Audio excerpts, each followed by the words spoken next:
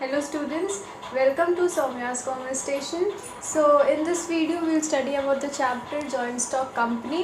Specially इसमें हम देखेंगे कि जॉइंट स्टॉक कंपनी किन किन केसेस में सूटेबल होती है एंड किस किस टाइप की कंपनी होती है. तो main suitability of joint stock company and types of companies.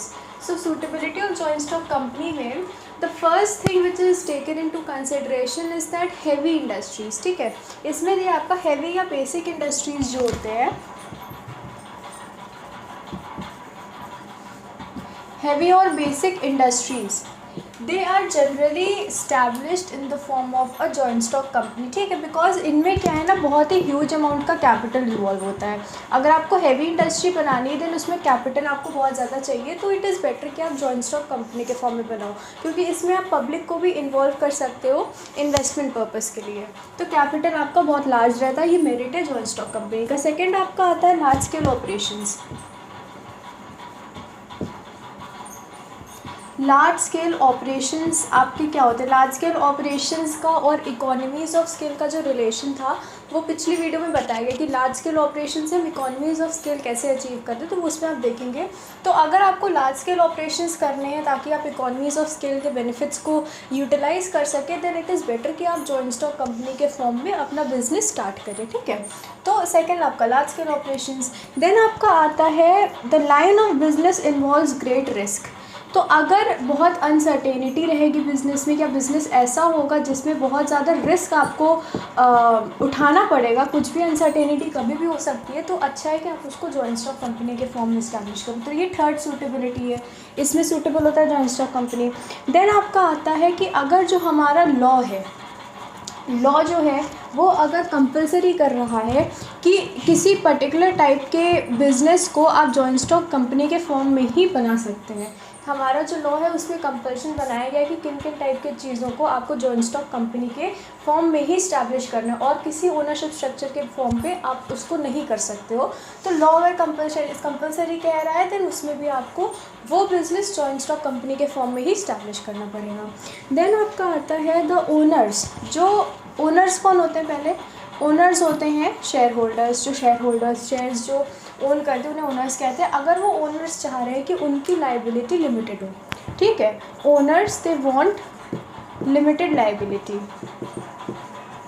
Owners को अगर है कि हाँ we want to establish a business in which our liability remains limited, जो कि सोल प्रोप्राइटरशिप एंड पार्टनरशिप में पॉसिबल नहीं हो पाता है, तो वो जॉइंट स्टॉक कंपनी के फॉर्म में अपना बिजनेस स्टैब्लिश करते हैं, बिकॉज फिर उनको लिमिटेड लाइबिलिटी वाली मेरिट मिल जाएगी. देन आपका आता है the business requires expert professional management due to advance technology. ठीक है, कई बिजनेस होते हैं जिसमें प्रोफेशनल मैनेजमेंट इसलिए बोला गया है बिकॉज इसके पहले जो ओनरशिप आपको पड़ी थी सोल प्रोप्राइटरशिप एंड पार्टनरशिप, तो सोल प्रोप्राइटरशिप एंड पार्टनरशिप में ये था कि हाँ आप मैनेजमेंट कर सकते हो बट आप किसी प्रोफेशनल मैनेजर को एम्प्लॉय के रूप में नहीं रख सकते हो. ठीक है, बट कंपनी में ये फीचर है. कंपनी में देखिए ये एक सेपरेशन भी बना है कि जो ओनर रहेंगे कंपनी के और जो उस कंपनी को मैनेज करेंगे, मैनेजमेंट और कंट्रोल करने का काम देखेंगे, उनमें डिफरेंस होता है. ओनर्स आपके शेयर होल्डर्स हैं एंड देन वो अपॉइंट करते हैं कुछ लोगों को जो मैनेजमेंट का काम देखते हैं. तो मैनेजमेंट की बोर्ड अलग होती है कंपनी की एंड ओनर्स की बोर्ड अलग होती है. तो प्रोफेशनल मैनेजर्स आप एक कंपनी में को मैनेज करने के लिए अपॉइंट कर सकते हैं. तो इससे बेनिफिट मिलता है, बेनिफिट ऑफ स्पेशलाइजेशन. वो स्पेशलाइज्ड मैनेजर्स होते हैं. सोल प्रोप्राइटरशिप और पार्टनरशिप में क्या, अगर आप उस फॉर्म में अपना बिजनेस करोगे तो आपके पास इतना कैपिटल नहीं है, इतने फंड्स नहीं है कि आप किसी प्रोफेशनल मैनेजर को एम्प्लॉय कर सको, उनको आप रख सको अपने बिजनेस के मैनेजमेंट के लिए. तो अगर आप चाहते हो कि आपका बिजनेस जो हो रहा है उसकी मैनेजमेंट प्रोफेशनल लेवल पर हो, देन कंपनी के फॉर्म में आप अपना बिजनेस स्टार्ट करिए and then you can avail this opportunity of professional management.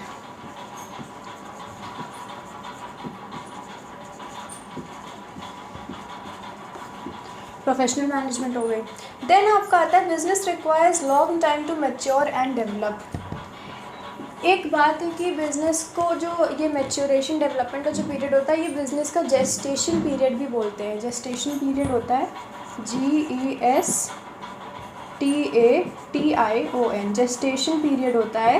तो जेस्टेशन पीरियड कुछ बिज़नेस का छोटा होता है, कुछ बिज़नेस का बड़ा होता है, जिसमें वो डेवलप करते मैच्योर होते हैं. ठीक है, तो जनरली अगर आपका है कि आपका बिज़नेस जो है उसका बहुत लॉन्ग जेस्टेशन पीरियड है, लॉन्ग टाइम लेकर डेवलप और मैच्योर होने में, तो उसमें आप उसको जॉइंट स्टॉक कंपनी के फॉर्म में इस्टेब्लिश कर सकते हैं. अब थोड़े एग्जांपल देख लेते हैं। हैवी और बेसिक इंडस्ट्रीज़ के फॉर्म में जॉइंट स्टॉक कंपनी के उसमें हम इस्टेब्लिश करते हैं बिज़नेस, बिकॉज कैपिटल रिक्वायरमेंट ज़्यादा होती है। तो ऐसे कौन कौन से बिज़नेस हैं जो हैवी बेसिक इंडस्ट्रीज़ हैं जो जॉइंट स्टॉक कंपनी के फॉर्म में चल रही हैं, वो आपका हो जाता है लाइक आपको कोच मेकिंग फैक्ट्री हो गई। क्या इसके एग्जांपल है? Coach making factory,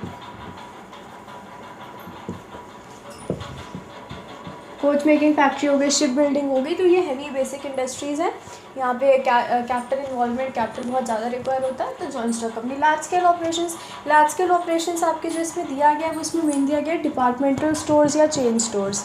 departmental stores और चेन स्टोर्स,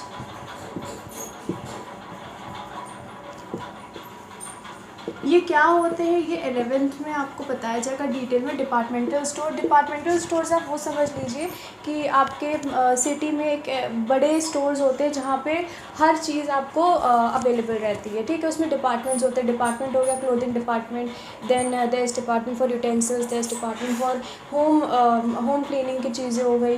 तो बहुत टाइप के डिपार्टमेंट्स बने होते हैं। ग्रोसरी का डिपार्टमेंट भी होता है।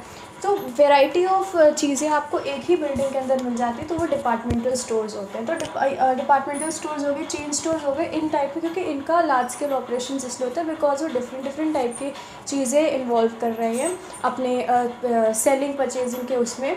तो ये सही है कि अगर आप उसको जॉइंट स्टॉक कंपनी के फॉर्म में इस्टेब्लिश करें, क्योंकि large scale operations are required. Great risk, देखिए रिस्क जनरली आपकी हो गई एयरलाइंस, ठीक है, एयरलाइंस हो गई, शिपिंग इंडस्ट्री हो गई। तो रिस्क उसमें बहुत ज़्यादा, रिस्क इसलिए ज़्यादा है बिकॉज अगर उसमें कुछ अनसर्टेनिटी होगी तो लॉस बहुत ज़्यादा उसके ओनर को झेलना पड़ेगा। तो रिस्क इसलिए ज़्यादा है क्योंकि अमाउंट ऑफ रिस्क जो कैलकुलेट करके जो रिस्क बनेगा उनका रिस्क हमेशा ज़्यादा ही अमाउंट में होगा अगर उनको कोई रिस्क होता है। अगर कोई अनसर्टेनिटी आती है जिसकी वजह से उनके बिज़नेस पे कोई रिस्क होता है तो रिस्क बहुत ह्यूज अमाउंट का होगा। क्यों? बिकॉज आपके ग्रेट रिस्क में आते हैं कि आपने अगर कोई शिपिंग या एयरलाइन कंसर्न्स आपने बनाए हैं, ठीक है, तो ग्रेट रिस्क में आपके शिपिंग या एयरलाइन कंसर्न्स अगर हो रहे हैं तो इसमें बहुत ज़्यादा रिस्क होता है। तो इसलिए इसको जॉइंट स्टॉक कंपनी के फॉर्म में इस्टेब्लिश करना चाहिए। Then law is making compulsory. Generally हमारा जो लॉ है वो बैंकिंग जो सेक्टर है उसमें ये कंपल्शन बनाया है कि बैंकिंग सेक्टर्स जो है, जो बैंकिंग इंडस्ट्री है, it should be organised in the form of joint stock company. तो बैंकिंग जितने भी बैंक्स हैं हमारे यहाँ पर इंडिया में वो आपके जॉइंट स्टॉक कंपनी के फॉर्म में ही इस्टेब्लिश होते हैं। बैंकिंग आपने कभी नहीं होगी सोल प्रोपरेटर है बैंक का या बैंक के पार्टनर्स ये सब नहीं होता है। बैंक के मैनेजर्स होते हैं, बैंक के ओनर्स होते हैं। बैंक आपका जॉइंट स्टॉक कंपनी के फॉर्म में इस्टेब्लिश होता है। उसका जितना भी प्रोसीजर है, उसमें जितनी भी चीज़ें हो रही हैं वो सब जॉइंट स्टॉक कंपनीज लॉ जो है वो गवर्न कर रहा होता है, ठीक है। अभी के लिए यही है सही, लॉ कंपलसरी बना रहा है बैंकिंग सेक्टर के लिए। देन आपका आता है owners want limited liability. So it is a personal choice, इसमें वो किसी भी फॉर्म ऑफ बिजनेस को बना सकते हैं जॉइंट स्टॉक कंपनी में इफ दे वांट की लिमिटेड लाइबिलिटी की मेरिट वो भी इंजॉय करें। देन प्रोफेशनल मैनेजमेंट जनरली वहाँ रिक्वायर होती है जहाँ पर एडवांस टेक्नोलॉजीज़ हो।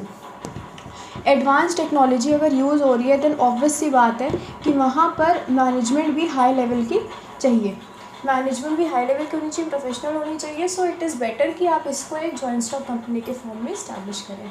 देन जेस्टेशन पीरियड लॉन्ग होगा। जेस्टेशन पीरियड लॉन्ग कई बिजनेस होते हैं, बुक में आपके कोई एग्जांपल स्पेसिफिकली नहीं दिया गया है। So these are some of the things, some of the basis जो बता रहे हैं कि इन चीज़ जगहों में joint stock company is very suitable, ठीक है। उनका कुछ भी रीज़न भी दिया है कि जैसे हैवी बेसिक इंडस्ट्री में कैपिटल रिक्वायरमेंट ज़्यादा है तो joint stock company, large scale operations करने हैं जॉइंट स्टॉक कंपनी, रिस्क ज़्यादा है तो जॉइंट स्टॉक कंपनी। सो सूटेबिलिटी बताई गई है, ये फैक्टर्स हैं एंड यही कीवर्ड्स भी आपके हैं। देखिए अगर आपने ये बताया तो कैपिटल इसमें कीवर्ड है, लार्ज स्केल ऑपरेशंस में economies of scale, law compulsory बना रहा है, प्रोफेशनल पीरियड। जेस्टेशन पीरियड आपका जो है, जेस्टेशन पीरियड स्पेसिफिकली नहीं बताया गया क्या है, तो आप बुक की लैंग्वेज अभी यूज़ करिए कि long time from to mature and to develop. अगर ऐसा चाहिए देन आपको जॉइंट स्टॉक कंपनी के फॉर्म में बिजनेस अपना स्टैब्लिश करिए। सो ये सूटेबिलिटी थी आपकी जॉइंट स्टॉक कंपनी की। अब